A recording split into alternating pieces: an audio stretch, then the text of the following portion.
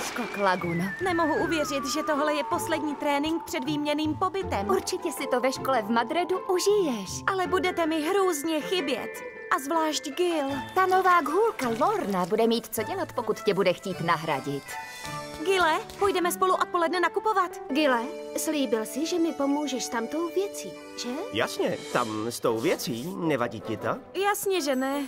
Díky za pochopení, Laguno. Teda, Gil se věnuje Lorně a tobě to vůbec nevadí? Proč by mělo? Já bych žádlila. A jako dost děsně. Jako super, hrozně, mega, obrovský. Jako... Chápu tě, Sireno.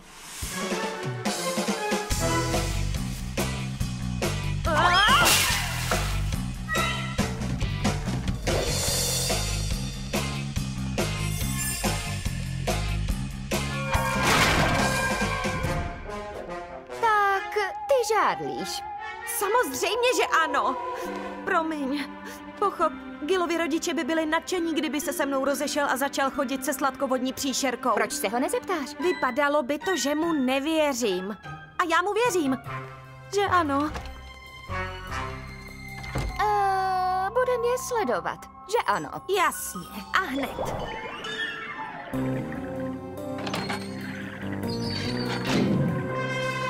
Já neslyším, co říkají. Je mi jedno, že pocházíme z různých světů. Patříme k sobě.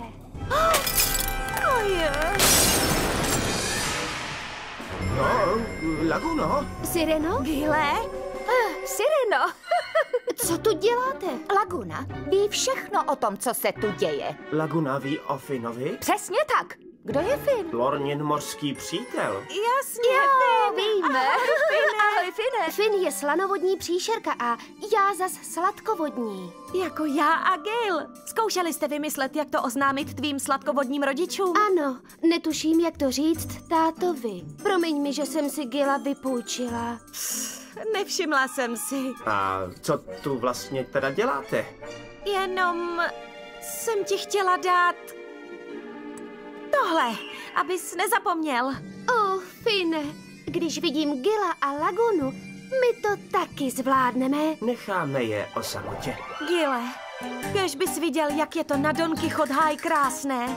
A tolik mi to přinese. Já věděl, že se ti tam bude líbit. Jo, ale chybíš mi. Ty mě také, Laguno. Ale neboj, ta mušle mi tě stále připomíná.